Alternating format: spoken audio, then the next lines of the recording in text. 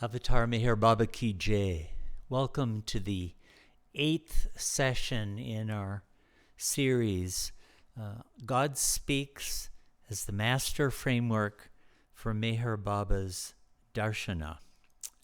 The topic today is going to be the involution of consciousness. This slide describes what I've called part 5, which has going to have 2 different sessions, this one and the next. This is the material to be covered in these 2 sessions collectively, and let me read this. The involution of consciousness. The middle chapters of God Speaks describe the involutionary journey of ascent from ordinary gross conscious man state to the realization of God from different angles of vision. Part 5 provides a basic account of the 7 planes. Part 6 describes the states of higher consciousness, and Part 7 explains the structure of the veil. The involutionary journey concludes and culminates in the realization of God, which represents the completion and consummation of the divine theme. So what we've been doing so far is reviewing the first pass through the divine theme. This slide of Rano's depicts it visually so well. We've been tracing through these lectures, through the first 5 chapters, 5 parts, first through the opening stages of the divine theme. It begins here in the beyond state of God, as depicted in Rano's chart.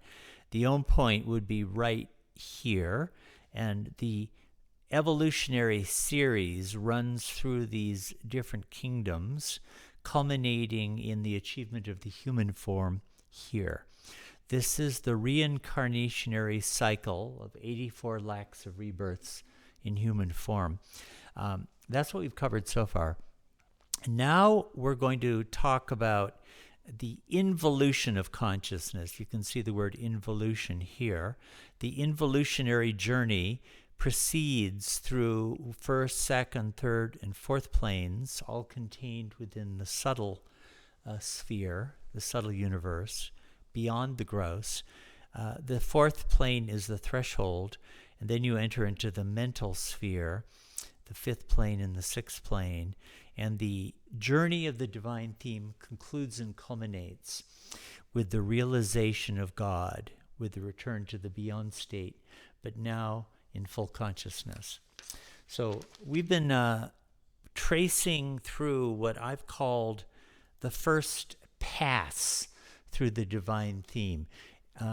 God Speaks, as I've been explaining, goes through the divine theme 3 times. The first time happens in chapters 2 through 7. There are 10 chapters total. The second pass happens in chapter 8, and the third pass happens in chapter 9. We're still in the first pass. And there are, in fact, 3 chapters dealing with, okay, I'm just going to take a little break here because I switched slideshows.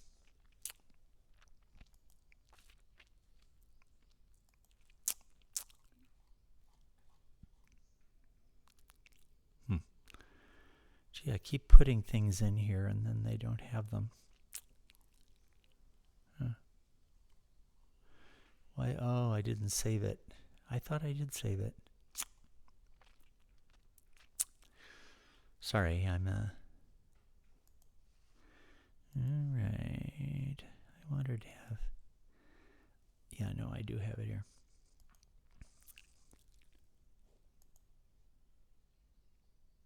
Okay, I forgot exactly where I was. I was about the 3 passes, right? Okay. Yeah. So we're reaching the culminating series of chapters in the first pass through the divine theme. This slide here is from the table of contents.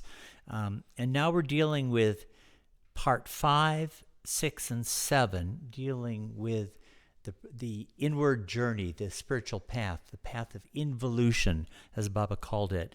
I'm going to spend 2 sessions on this. This session will be focused on chapter 5, part 5, called The Planes.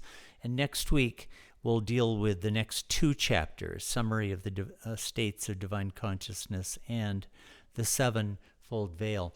Now, what Baba does here at the conclusion of his first pass through the divine theme is he does 3 little epicycles, you might say. He tells the story of involution, the journey through the planes of consciousness, 3 times in 3 different ways.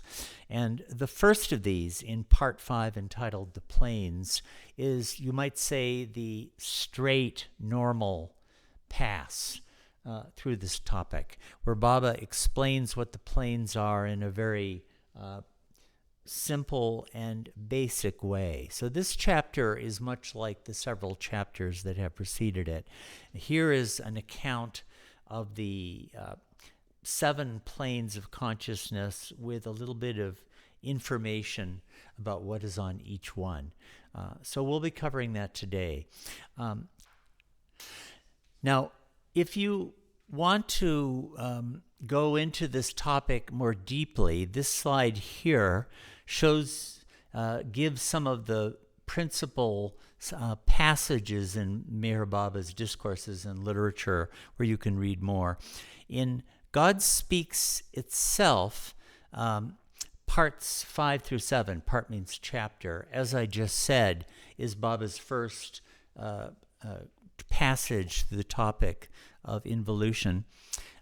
Part 8, pages 114 to 25, Baba goes through the planes of consciousness a second time. And part 9, which is the chapter, The 10 States of God, pages 181 to 85, go through it a third time. But here are some of the other places worth looking at. One is in the discourses. There's a discourse entitled Stages of the Path. This gives a very basic account of the 7 planes. Now, there are 2 other places that you might people don't know about so well, but in the earlier years, Baba was much more detailed in his explanations about the planes.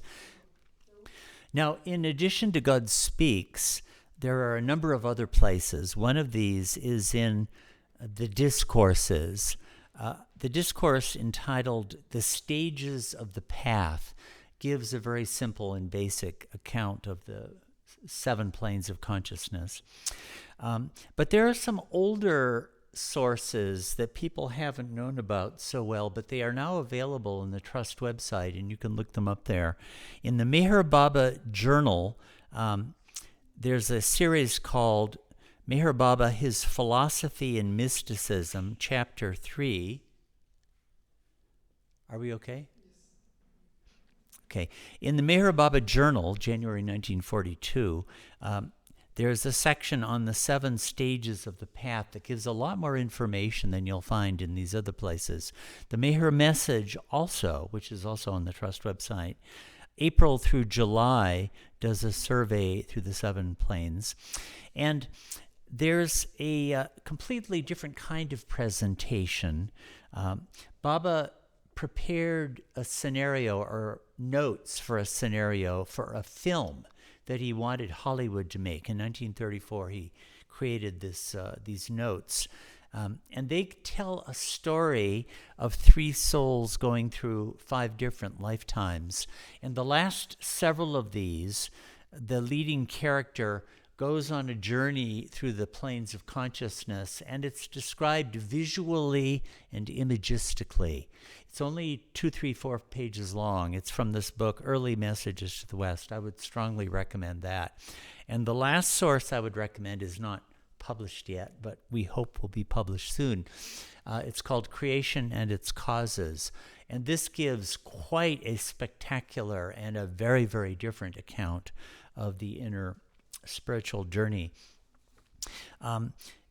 Baba's account of the topography, the landscape of the inner worlds beyond the gross, the worlds of the subtle and the mental, divides it, as I've said, into 7 planes or 7 stages. And it would be a very interesting study to see what backgrounds there are in this, in the history of the different religious traditions. The reason I say this is that I haven't myself been able to come across so detailed a description of this landscape as Baba has given. In Islam, you certainly get 7 heavens, they call it, but and Muhammad in his night journey traveled, the Miraj it's called, traveled from earth up to God, Allah, had an interview with Allah. And on each of the planes, he meets a different prophet. We hear that. It doesn't really describe what is there.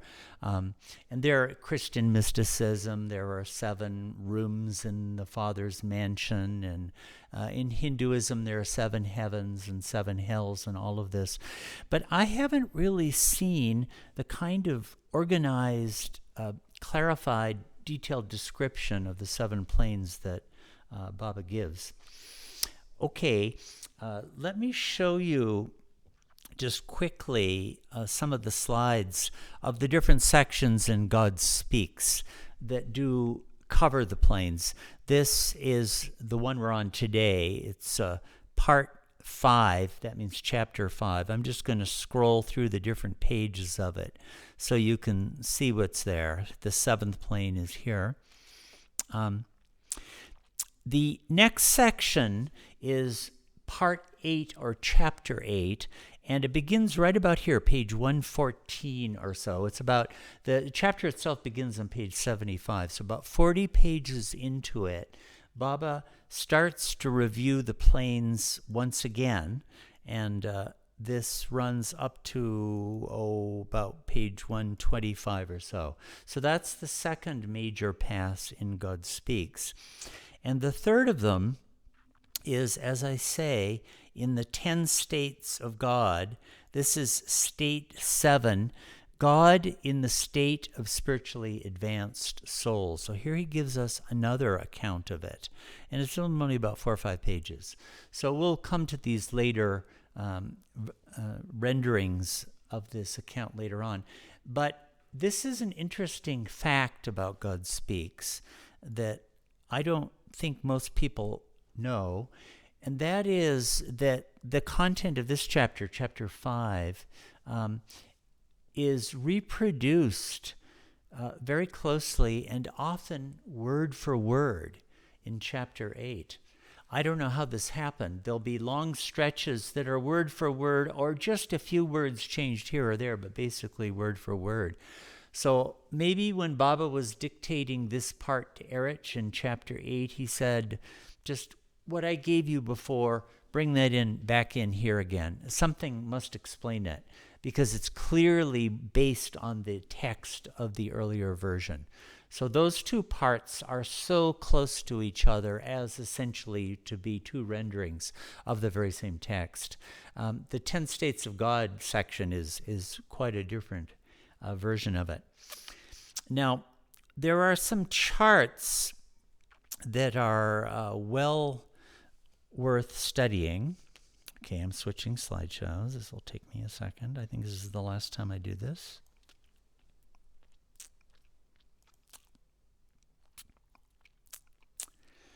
Okay.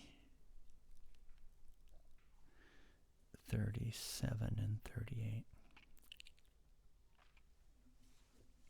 Now, there are some charts in God Speaks that present the planes and are well worth looking at.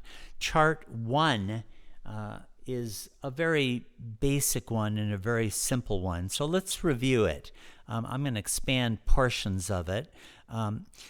The spiritual journey begins on the gross plane. And when you enter the spiritual path, Baba starts to describe the kind of knowledge you acquire as gnosis. Gnosis, Gnosin.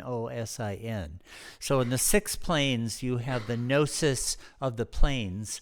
And on the seventh plane, you give it a capital G. This is a Greek word, gnosis. This is the gnosis of God realization. So gnosis begins when you enter the first plane. Now, the gross world under this arc here includes universes visible and invisible. And notice that Baba says universes.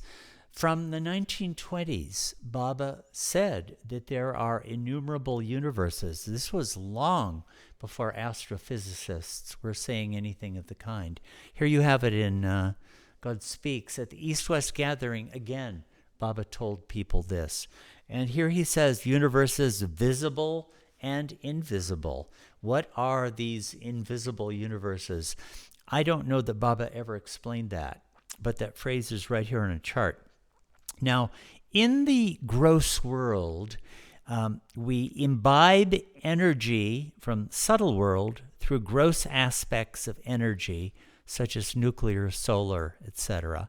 So with nuclear energy, solar energy, the biochemical energy that enables us to move our bodies.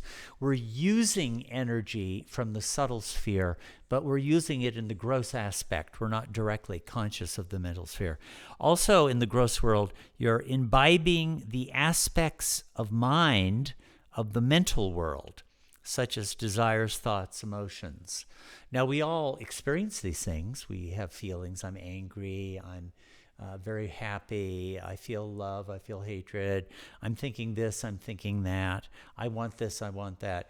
Desires, feelings or emotions, and thoughts are the three aspects of mind, as Baba has said.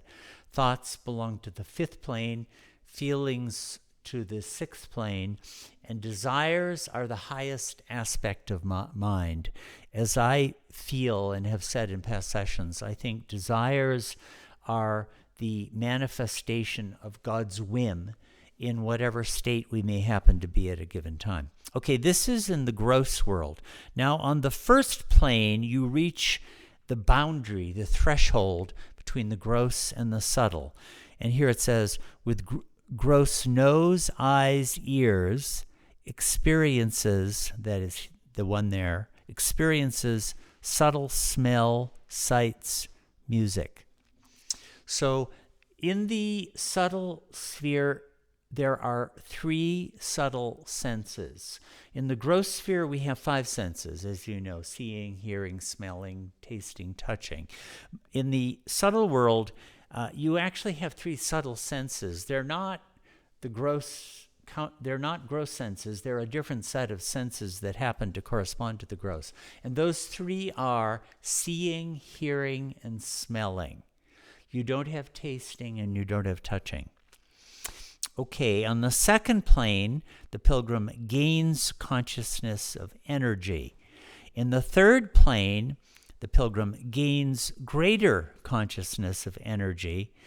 All of this is within the subtle world domain of energy, which Baba calls pran, the standard Indic word for this. And the fourth plane is the threshold. You know what a threshold is? It's like the threshold between one room and another, the astan. Fully conscious of energy, full power, and threatened by overpowering aspects of mind. The fourth plane, as Baba emphasizes over and over and over again, is the point of true hazard, of great danger on the spiritual path. And the reason is you're on the threshold between the subtle and the mental. You have the powers of the subtle in their full manifestation and glory, but at the same time, the door is wide open to desires flooding in from the mental sphere. And you're overpowered by desires and cravings, often good and bad, both of those. And if you make bad use of them, you suffer a spiritual cataclysm. This is the one place on the entire spiritual journey where you are in danger of disaster. That's my phone. Let's just wait for it to stop or turn it off. Maybe somebody wants to warn me about spiritual cataclysm. Okay.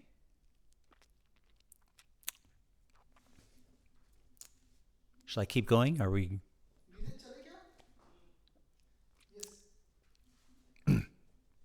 Okay, when you cross the threshold of the fourth plane, as shown in the chart, you reach the fifth plane, and now you're in the mental sphere, the sphere of mind. Remember, there are three spheres within illusion: the gross sphere, the subtle sphere, and the mental sphere. This is the mental sphere.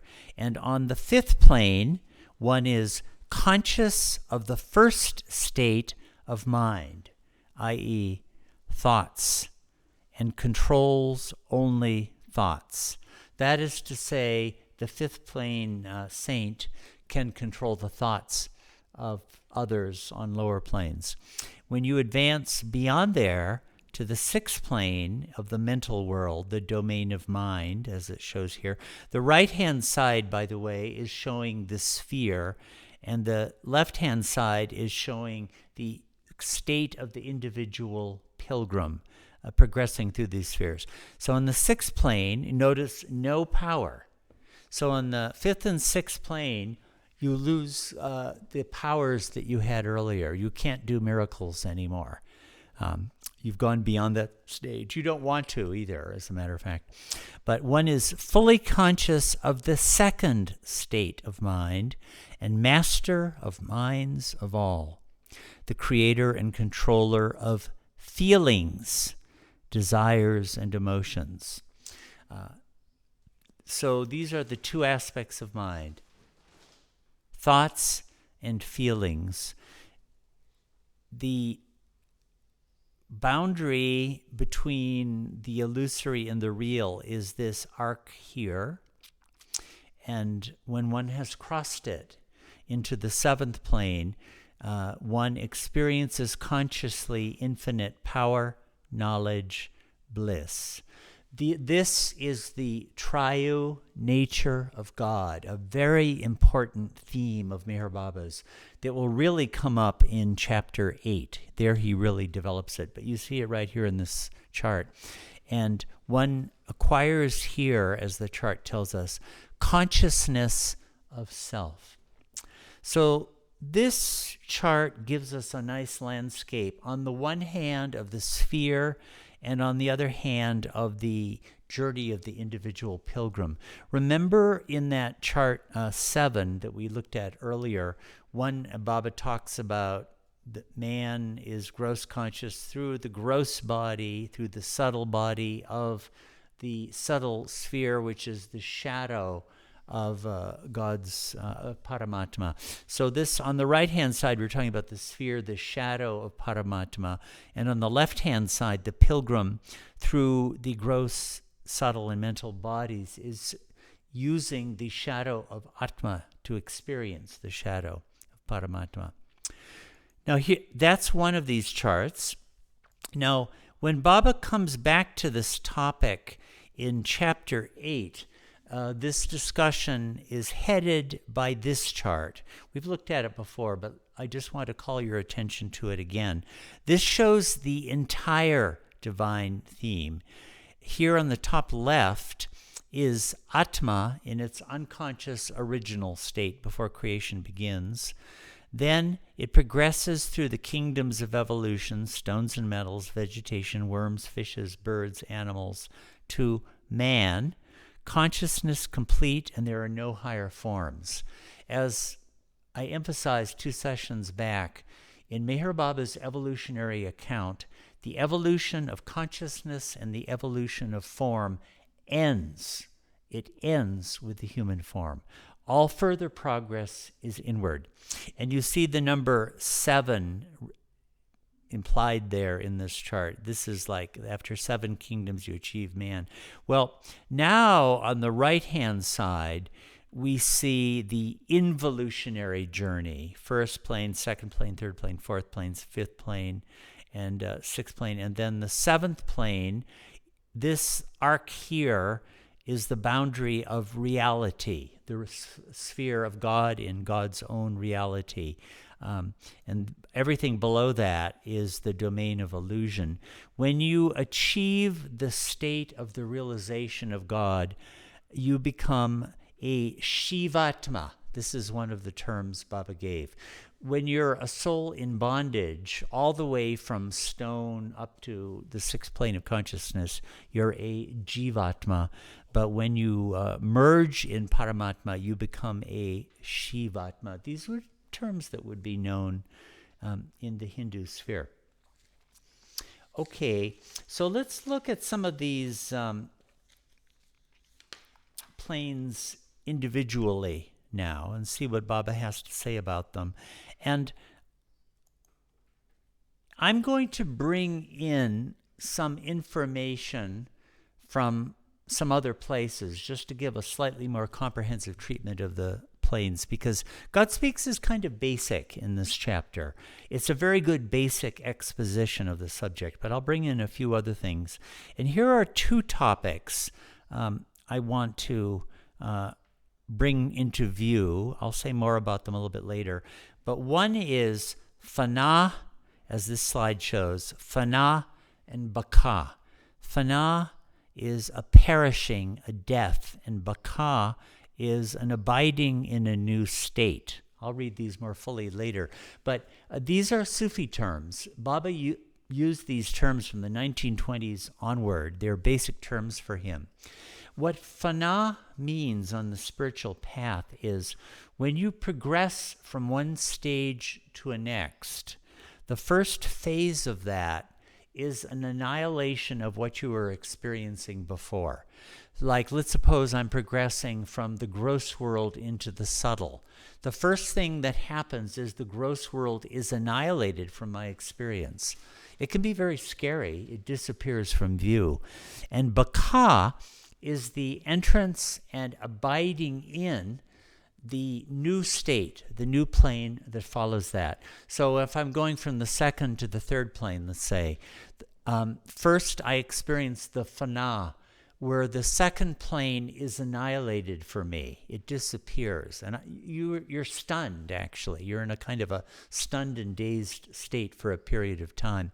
But when you actually find your bearings on the third plane, then you start to experience the Baka of the third plane. So if you can get those two terms, that will be important to Baba's account of the planes. Fana and Baka, Sufi terms, annihilation and abiding. The one leads to the other. These culminate, as we will see, in the final Fana, which Baba calls Fana Fila. This is Arabic. It's for Fana fi Allah, annihilation in God. And it is followed by Baka Bila, the abiding of God. We'll explain those later. So you have the lesser Fana and Baka culminating in the final Fana and Baka. Okay, that's one theme that keeps coming up in the discourses. But here's a second one, and let me show this slide here.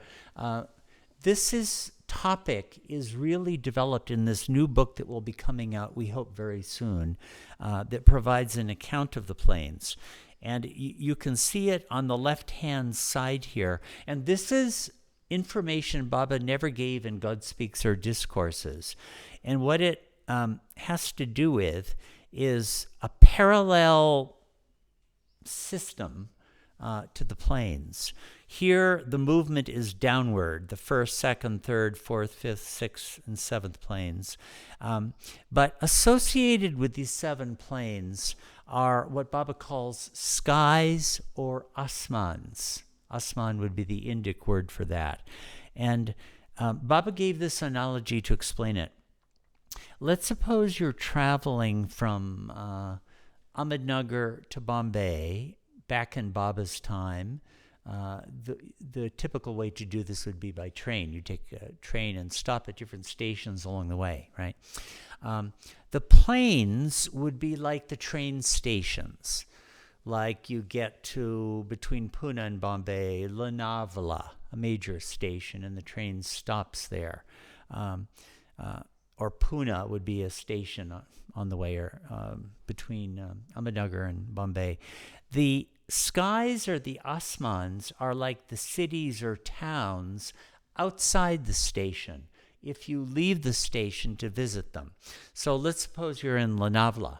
You've reached that plane, and you say, I'm going to go around and stroll around and see what's here. So you leave the station and you go out into the town.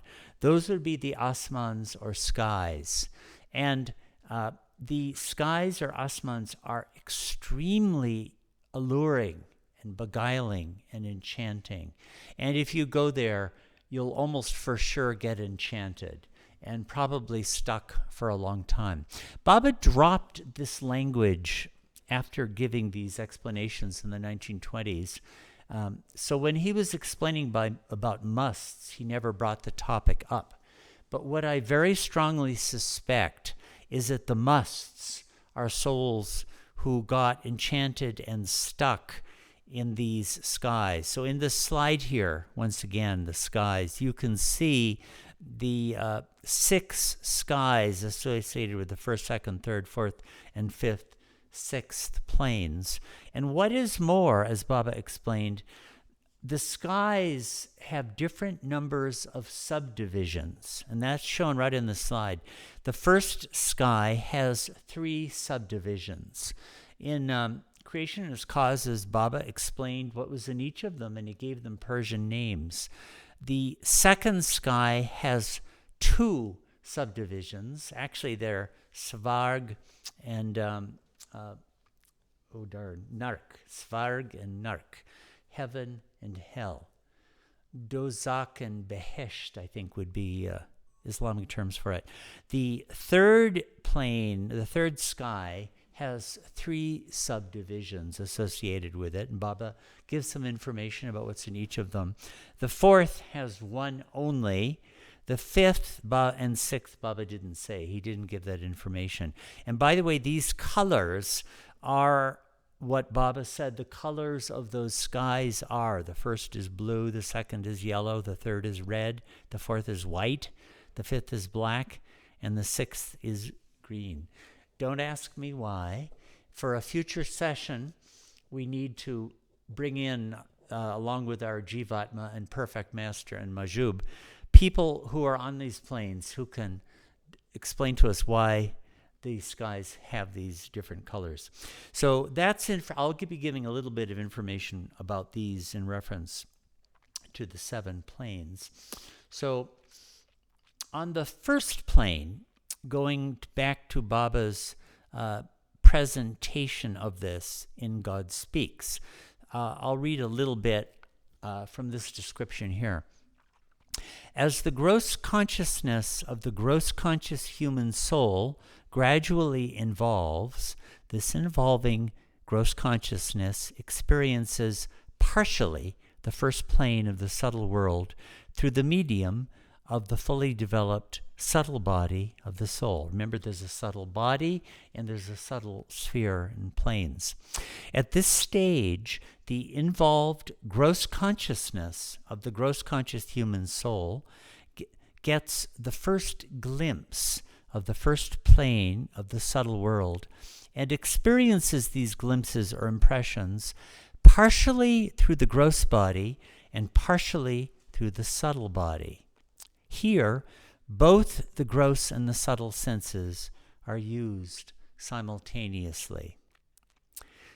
Okay, this is the stage when it is said that the human soul stands, as it were, on the line of demarcation, as shown in the sketch. That would be chart number 1, which I showed you earlier. Those of you who have the book can open up to that page, which demarks the gross world from the subtle world. The consciousness of this human soul experiences strange things. With his gross eyes, he sees glimpses of the subtle plane. With his gross ears, he hears celestial music of the subtle plane.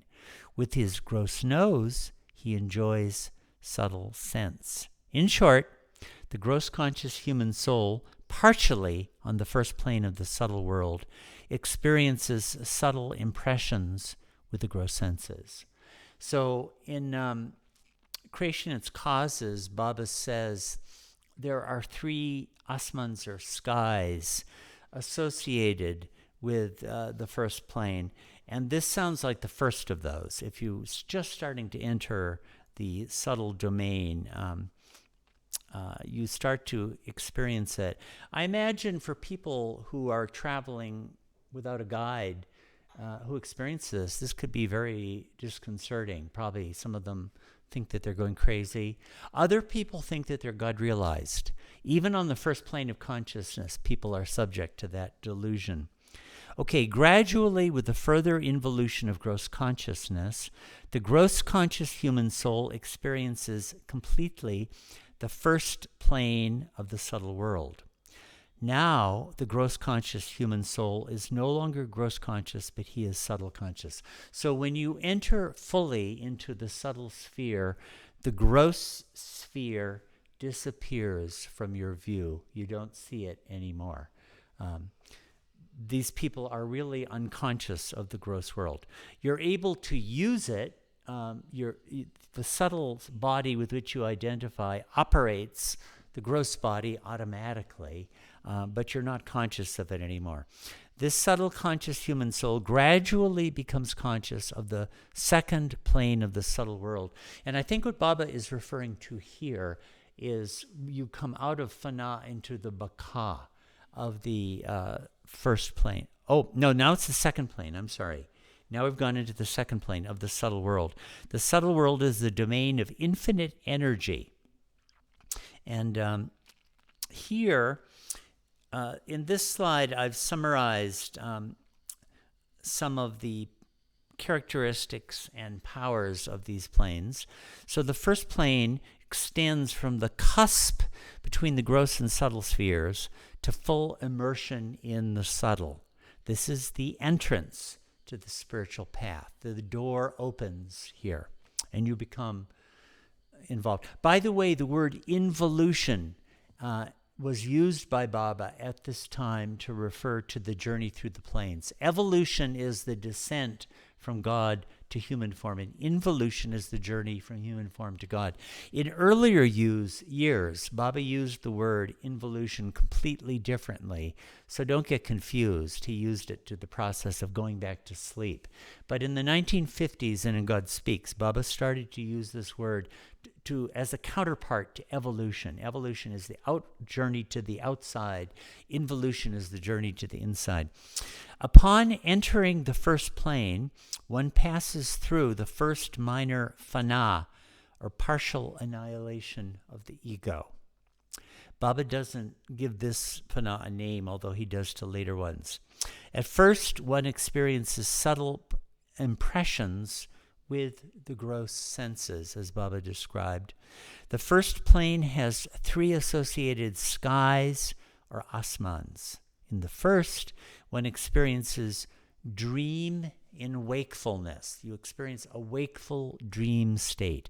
Like at night we have dreams. Well, in the first plane, you literally experience that very same dream state, except now you're wide awake.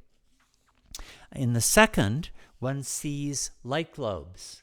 This is a spectacular vision that Baba describes a lot in creation and its causes. These light globes have a very important part in Baba's spiritual cosmology. In the third, one enters into the first plane proper and is fully immersed in the subtle sphere. Okay, that's the first plane. Now, in the second plane, let me read this summation of what you find there. In the second plane, one is fully absorbed in the subtle world and experiences the infinite energy there. Baba has described this as masses of shattered light, whatever on earth that is. I'm a gross conscious soul, so I've never experienced these things, but I read it in books and it sounds interesting.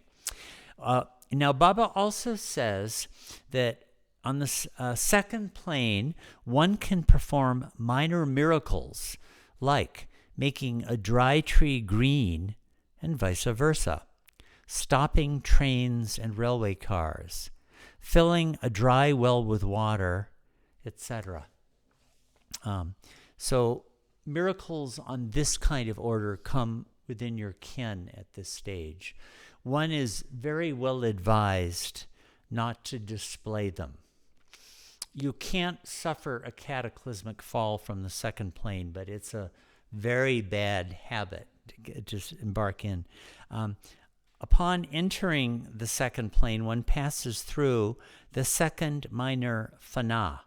That's an annihilation, remember. Fana e batili, or the annihilation of the false.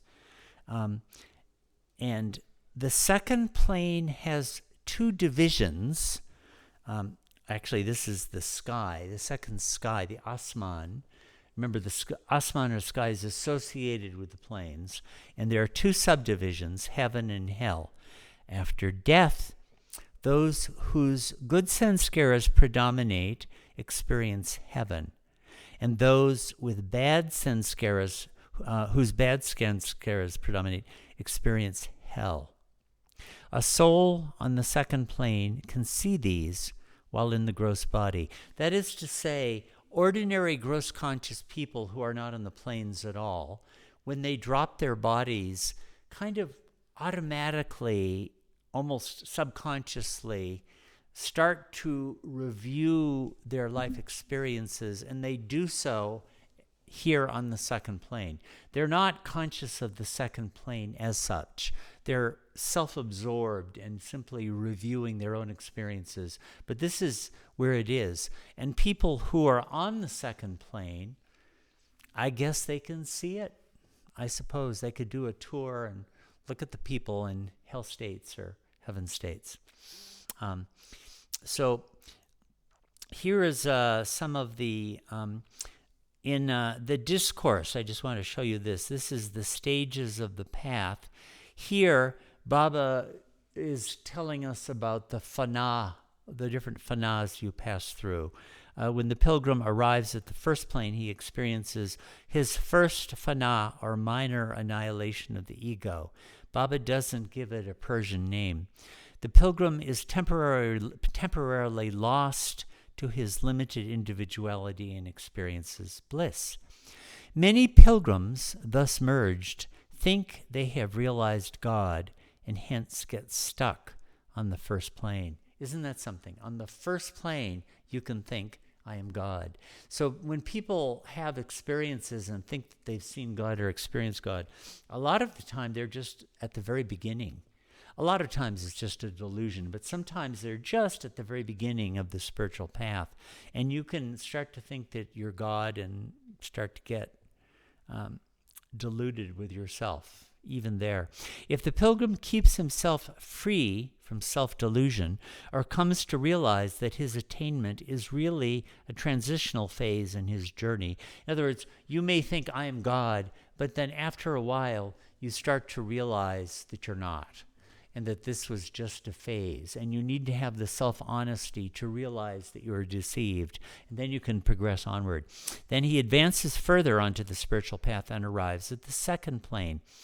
The merging into the second plane is called the Fana e Batili, or the annihilation of the false. The pilgrim is now absorbed in bliss and infinite light. Some think that they have attained the goal and get stranded in the second plane. You see, one of the biggest dangers in the path is you think, I have arrived. I'm it. I'm God. Particularly if your ego gets inflated by collecting disciples who start to worship you. This is a danger there to which many fall prey. But others who keep themselves free from self-delusion march onwards and enter into the third plane. Okay, this is on the second plane, and in Creation and its Causes, here's another depiction of these planes.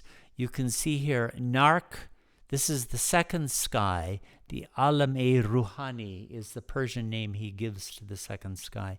And Nark would be an Indic name for it. And Svarg would be the Indic name for heaven, the heaven state. If you go onward from here, by the way, Baba does explain that you cannot progress from the first sky to the second sky, or the second sky to the third sky. You have to go back to the plane It's like you have to go back to the railway station and get on a train if you want to progress. So then you would go up to the third plane, which is the Alam-e-Quds. Quds means pure. These names that Baba is giving here for these different skies or planes are all Islamic. They're Arabic words through the Persian, through Urdu sometimes. A lot of the information Baba would give about the planes of consciousness is related to and draws on the language of Islam. A lot. A lot of the primordial ontology that we were talking about earlier, Atma and Paramatma, is Vedantic. But a lot of this stuff is Islamic Sufi. So now, when we get to the third plane, as in this slide, I'll read through some of this. This is, these little slides I've come up with, I've sort of summarized from this chapter in God Speaks, Discourses, and other places. In the third plane, one is fully absorbed in the subtle world and experiences the infinite energy there. To move from the second plane to the third plane, Baba says you have more energy and more light. Well, you have spectacularly more energy and more light. I mean, when you get on the third plane and you remember the second plane, it's like, that was nothing. That was a dark, deep, dark dungeon. Now I've got the real thing. This is real light. It isn't even that. But, yeah. So, a person who is on the third plane knows that he's on the third plane and he has to go to fourth and fifth and sixth plane and then again attain God relation, or he thinks that he is now arrived. Should I repeat the question? Yeah. Because could they pick up what you asked? Yes. Nauman was just asking, does a person on the third plane know that he has to go on to the fourth plane and fifth plane and sixth plane and seventh plane? Or is he simply so intoxicated in his state that he thinks he's God? This has much to do with whether you're traveling under a guru or not. It has everything to do with that. There are gurus. A fifth or sixth planer can be a limited guru, but what is best by far is a God-realized Sadguru or the avatar. If you're under the guidance of a perfect master or the avatar, they won't let you get stuck. You'll say, I am God, and they'll say, boy, you ain't God. You ain't nothing yet. Like you have told me that in second plane, when you are second plane, you realize that this is God realization. This happens in every plane. Yeah, Naman is asking, do you have this on experience of I am God on the third plane also? I don't remember where Baba specifically says so, but I'm sure it must be the case. People must get deluded there into thinking they're God realized. People traveling alone, also, I would imagine even people who don't have the guidance of a Sadguru or perfect or avatar, some of them probably get an education on these subjects. Like one way is to read God Speaks. If you read God Speaks, you'll have some idea perhaps when you get to the third plane where you are, maybe. And the various spiritual traditions have their own wisdom and learning that they will help people out with. Sufism has a lot. It doesn't describe these planes in this way that I've ever seen, but it gives a lot of good guidance on the qualities that you need. Yogic traditions, of course, will talk about the different stages in the yogic meditational process. But I think one of the benefits of God Speaks is we're getting a clearer description of this than I have ever seen anywhere else, and a clear guidance and sort of a heads up to people who might happen to be on the planes, if they can understand, I'm not there, I'm just midway on the journey. It may help them. So here, on the third plane, one gains greater experience of the infinite energy of the subtle world and gains greater power. And as I say, by greater power, much, much greater power, orders of magnitude greater. One is capable of grand miracles, such as giving sight to the blind and restoring limbs to the maimed. Okay? I always thought it was interesting that Baba would talk about the planes in terms of what miracles you can do there. And maybe one of the reasons is for beginners to give them a little tip and heads up that they are in fact beginners. Sort of like you read the discourses and you say, which plane am I on? Well, gross plane, right?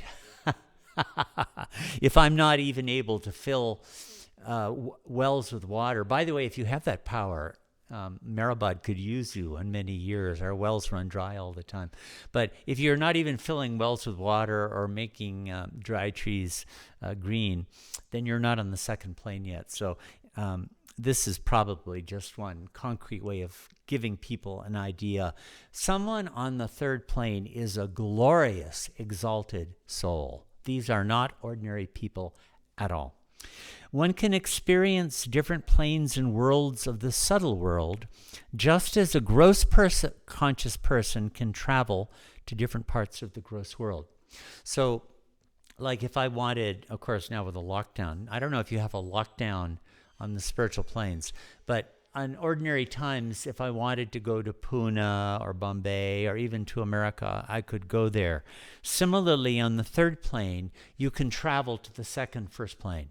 And you can read the thoughts, actually, of the people who are there and see them and interact with them on their own planes.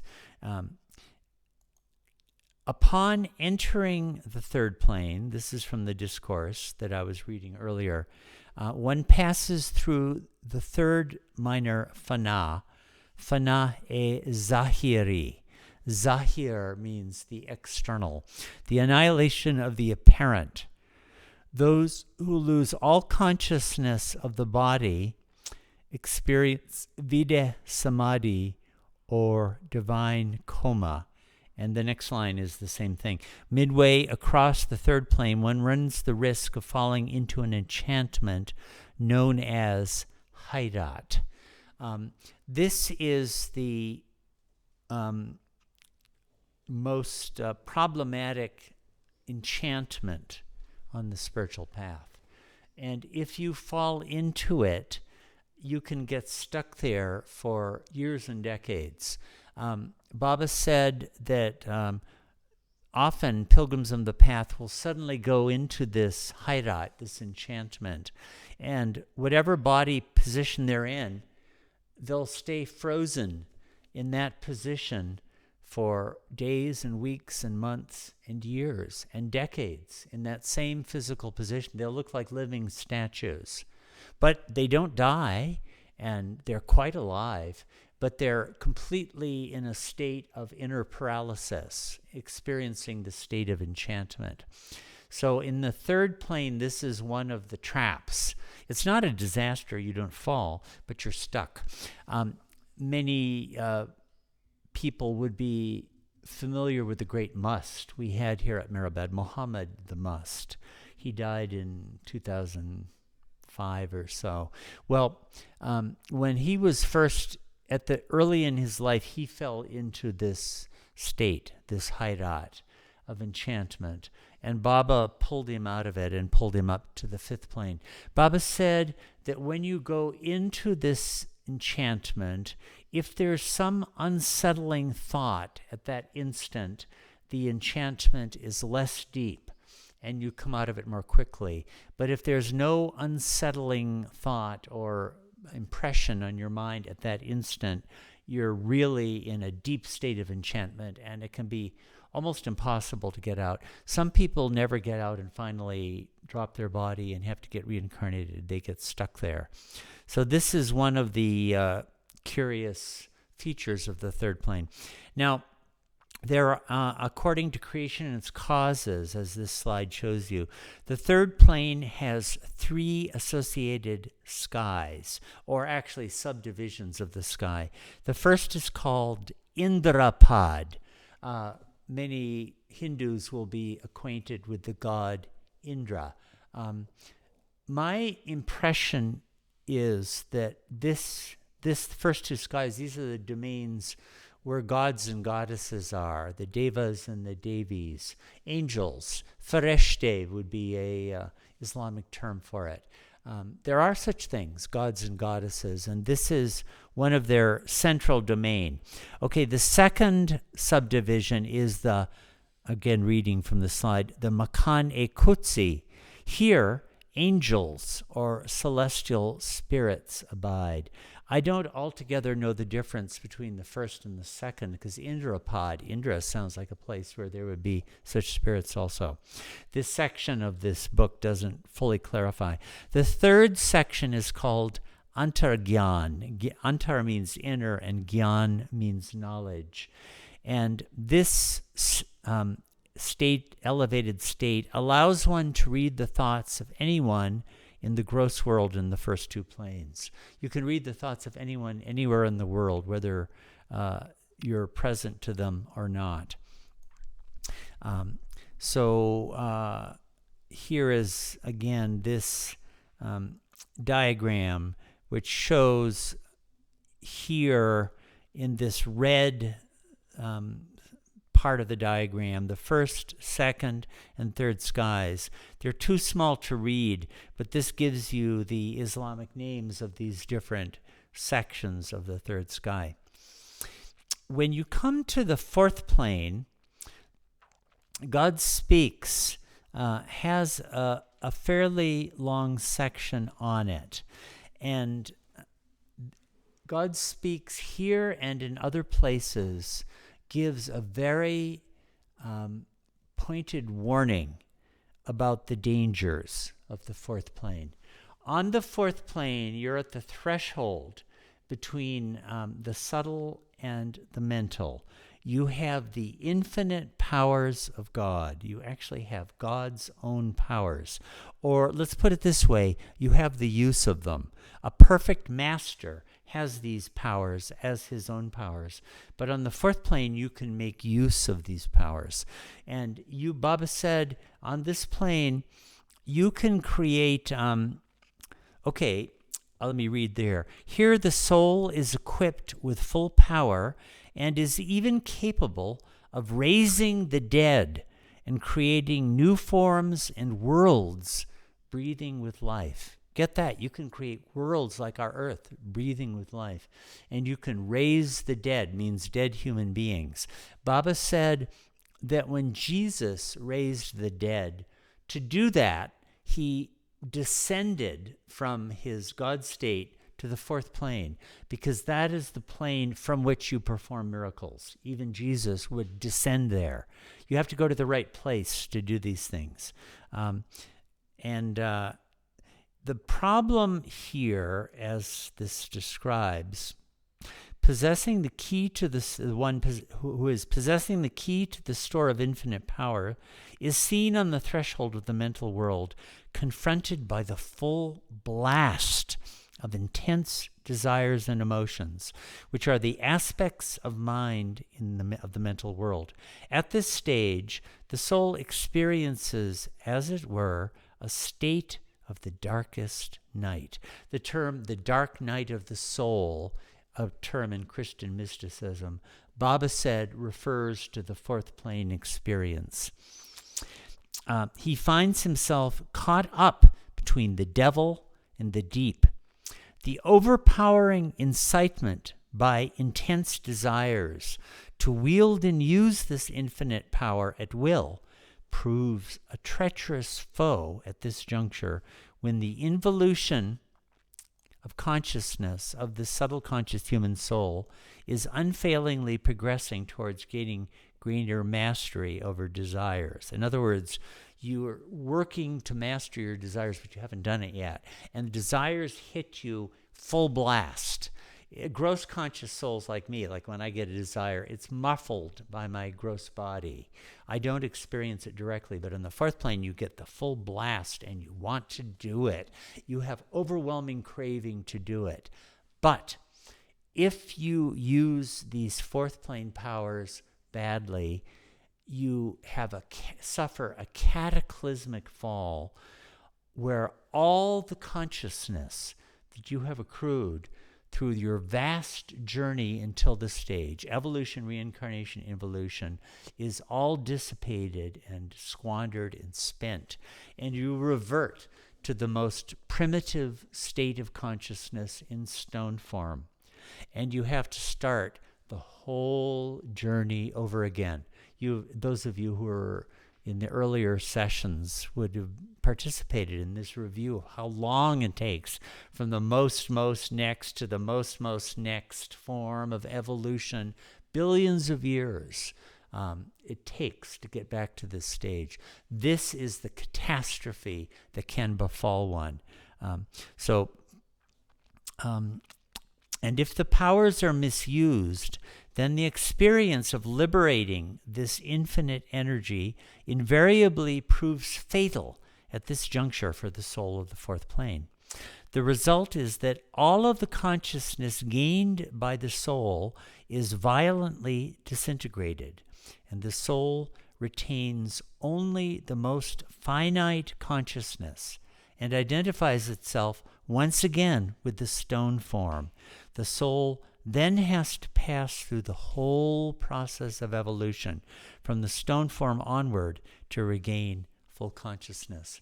And Baba has said that on the fourth plane, any use of these powers for material purposes is a bad use. Now, on the gross plane, let's suppose I wanted to do charitable service for the poor and help them with their health or material needs. That would be considered good action on the gross plane. Well, on the fourth plane, using your powers for that purpose is bad action. So to give sight to the blind is actually a bad thing to do. People have such naive ideas that miracles can just be used to solve health problems. No, this is messing with the law of karma. And unless you're under the direct guidance of a perfect master, you should not do these things. However, it is possible, Baba said, to use these powers well. And in that case, it is possible that you might skip the fifth plane straight to the sixth. And he gave as an example this of a good use of powers. Let's suppose that there is a spiritual pilgrim in the desert seeking God who is dying of thirst. A good use of spiritual powers would be to manifest to that person, to give him a jug of water and disappear. Actually, this happened to Baba's own father, Shariar, when he was a pilgrim in the plains, and perhaps it was someone on the fourth plane. One term Baba uses for agents on the fourth plane is abdals, an abdal. So it is possible to make good use of these powers, and if so, it is a great, it can be a great benefit. Once again, the guidance of a spiritual master is really critical. Baba did give this, let me give you two analogies he used. One was, this is in India, traveling from Bombay over the Ghat Mountains. There's a mountain range between Bombay and Pune, or Bombay and Nasik.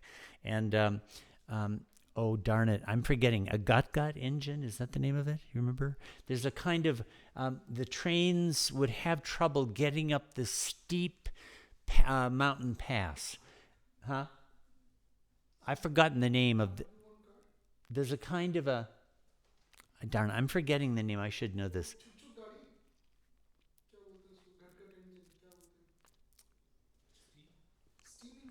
No, it's an Indian word. I should know this is in Tiffin lectures. Anyway, when you're trying to make this steep passage up through the Ghat Mountains, the British system in those days had a kind of engine that they would put behind you and help push you up. And going down also is a great danger. You could run out of control. They would put an engine in front to slow you down as you made the dangerous passage through the steep Ghat Mountains. These Baba compared this to a Sadguru. So he said basically you kind of need a Sadguru to get through the fourth plane. It's like this kind of an engine. And here's another analogy Baba gave for the fourth plane. He said, let's suppose you're driving very fast up a road, up a steep incline, and you're tearing along at top speed, and all of a sudden you come to a very sharp bend. If you're driving too fast, you flip over and fall down. And that's like the fall from the fourth plane of consciousness. So to summarize some of these fourth plane elements. In the fourth plane, one is endowed with the same power that is the shadow of the power of God. Remember, God's triune nature is knowledge, power, bliss. You get the shadow of the power of God, enabling one to raise the dead and create new worlds full of life. Located at the threshold of the mental world, the fourth plane subjects one to the full blast of desires and emotions from the mind. If powers are misused, one can fall all the way to stone state. If one refrains from the use of powers or uses them well, one progresses to the fifth or sixth plane. That is, if you refrain from using the powers at all, you progress to the fifth plane. And if you use them well, sometimes by the grace of the Sadguru or the avatar, you get pulled straight up to the sixth plane. On the fourth plane, oftentimes souls on the fifth plane help. And they help guide you through those times of terrible temptation and see you safe in your progress. It's really, you kind of need help on the fourth plane. It's a very dangerous passage. The merging into the fourth plane, this is from the discourse now that I was reading from earlier, is called the Fana e Malakuti, or the annihilation leading to freedom. Malakut actually means lordship or mastery. So Fana means a lordly annihilation. I'd like to see someone explain that more. Here, one not only feels power, but has occasion for the expression of power. See, on the third plane, you were immersed in light, but now you have the full opportunity to use it. And what is more, you want to use it. The fourth plane also, now this is the matter of the sky or Asman, has only the one section in that fourth sky. The plane and the sky are very close to each other. I don't know what this means, but on the first three planes, the planes and the skies were wide apart, but now they're very, very close to each other, almost adjacent. And the path itself passes around a very steep curve. Again, I suppose you got to be there to know what that means. Now, when we get on to the fifth plane, I'll just flash and show you where this is in God Speaks. Fifth and sixth plane, it's right here. And he gives a couple pages on this. The mind of the mental planes, the fifth and sixth plane are the mental planes, has two sections. In the first section, the state of mind is inquiring or reflecting. Isn't that interesting? It's inquiring or reflecting. This is the domain of thoughts.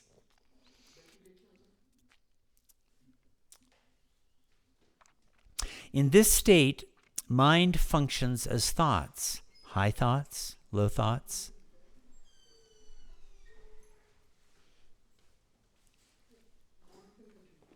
Can I go on? Okay. In the first section, the state of mind is inquiring or reflecting. In this state, mind functions as thoughts, high thoughts, low thoughts, good thoughts, bad thoughts, material thoughts, spiritual thoughts, and so forth. So apparently on the fifth plane, it's not like you have only good thoughts. in the second section, the state of mind is, and these are interesting words, impressive or sympathetic. I think of impressive in the sense of receiving impressions easily. In this state, mind functions as feelings of sufferings, emotions, feelings of desires, longings, feelings of pangs, separation, and so forth. So in the fifth plane, then Baba goes on to say, a wali of the fifth plane, wali is one of the terms Baba used for this, Islamic term. One can control the thoughts of others. Baba says you don't control the minds of others, you can control the thoughts of others. But when you progress further, okay, and this bottom of this page, however, with greater involution of consciousness, the mental conscious human soul in the fifth plane gains consciousness of the second state of mind of the mental world in the sixth plane, and thus tends to identify himself as that mind in the second state, the impressive or sympathetic mind. Thus, the consciousness of the mental conscious human soul has involved sixth plane consciousness of the mental world. Reading on, the mental conscious human soul of the sixth plane consciousness experiences the mental world through complete consciousness of feelings, and thus has no thoughts at all. Not a single thought can penetrate into the sixth plane, but actually feels that he is conscious of the feeling of seeing God face to face, continuously, in everything and everywhere. He sees God continuously, but cannot see himself in God as God. Therefore, he cannot reconcile his feeling of sight. You feel that you're seeing. It's a feeling of sight. This is indescribable. This only great souls would know what Baba is talking about. Along with his own identity with God. In other words, he sees God everywhere, but he doesn't see himself as God. He sees himself as separate from God. He experiences himself as separate from God. And thus he longs for, or feels for, has pangs for, union with God, whom he sees face to face. This identification with the second state of mind, feeling, is the predominant aspect of divine love, which ultimately leads to union with God. So when you reach the sixth plane, that's where real love happens. All love that you experience before that is a foretaste. But on the sixth plane, you experience the agony and ecstasy, the ecstasy of seeing God and the agony of being separate from God. So in these two slides, I've summarized some of this about the fifth and sixth planes of consciousness. Fifth and sixth belonging to the mental sphere, right? And by the way, once you reach the fifth plane, you're safe. There's no possibility of falling. It's just a question of time now. When you're on the sixth plane, your third eye, which corresponds to this point in the gross body, the point between the eyes, the third eye opens and you see God directly, face to face. In the fifth plane, the veil is still in front of your eyes, but the veil is lifted, as we'll see next week in chapter 7. Okay, the mind has two sections. In the first, it is inquiring or reflective. In the second, it is impressive or sympathetic. The fifth plane is the domain of thoughts, and the sixth plane of feelings.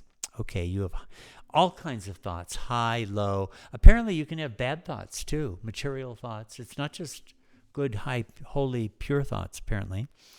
A soul on the fifth plane is the creator and master of thoughts and can control the thoughts of others. Thus, on the fifth plane, if you see someone on the fourth plane who's about to abuse his powers, you can help by controlling the thoughts. No, don't do that. You can control the thoughts of that person. Or let's suppose you're well-disposed and you want a fourth planer to perform help a pilgrim on the path who's dying of thirst.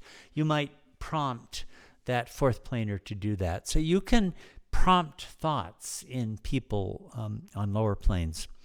The merging into the fifth plane is called the Fana e Jabruti, or the annihilation of all desires. Such an individual is safe from all possibility of fall or spiritual setback.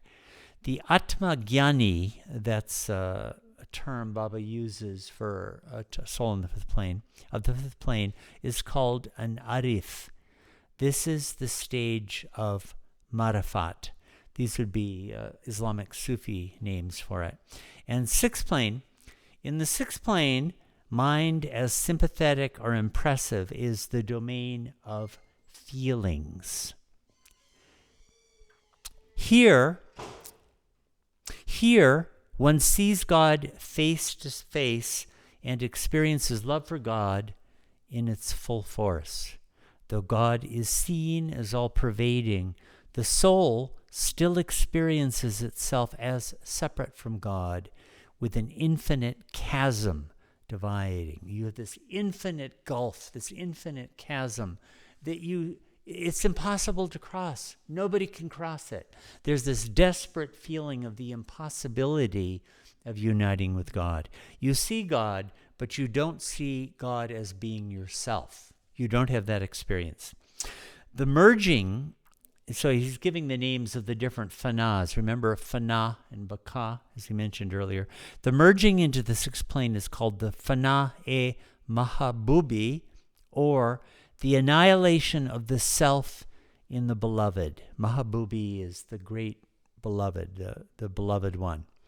One experiences sakshatkar, that is the immediate presence of God, direct sight of God. So these are the first of six planes. And the seventh plane, we'll say more about that next time. The seventh plane is the plane of God realization, where you have the I am God experience. Right in this slide, once again, chart 1, it's this top level here. Then you, when you achieve that state, the universe disappears, creation disappears, and it does not exist for you. You become, Brahmi Bhut is one of the terms Baba used for this, and Majub is another. When you go further, as we'll discuss in later sessions, there are some souls who return from this state of Aham Brahmasmi, that's the Sanskrit, I am Brahman, or Anal Haq, I am the truth, or I am God experience. There are a few who return, who have the duty and the role to return to consciousness of creation, and a very few who have jobs there as perfect masters. Most people, they've achieved the goal of life. God asked, who am I? When you realize I'm God, the goal has been achieved. There's nothing further to do, and you're out. Most people are just out once and for all. Let me just ask a question. How long, do you have any idea how long you've run? It's more than 1 hour, 15 minutes. Oh my God. I've gone on too long this time. Okay, I'm just going to give one last thing for a few minutes. Okay, as a last topic, Baba, from the 20s onward, devoted a lot of attention to the different types of souls on different planes of consciousness and how they were different from each other and what they had in common. It seems to me that Baba was sorting out the spiritual vocabulary. within the world of Hinduism and Islam, the vocabularies are quite jumbled. Become a Sadguru is as easy as falling off a log. It's like anybody can do it. So Baba clarified these terms, and here are some of the terms that he used. Among Jivatmas, yogi, sadhak, and rarav, those are terms Baba would use for souls on the earlier stages of the path. A Mahatma is someone on the fourth, is someone on about the third plane. Mahayogi is on the fourth plane. Mahapurush, Sant, and Wali are terms for souls more advanced than that. Satpurush and Pir are terms for people on the sixth plane. I'll show you a chart where Baba gives these terms in a second. A Shivatma, or God-realized person, and even in the world of Vedanta today, there's a lot of confusion about this. But Baba sorted out the different types of souls.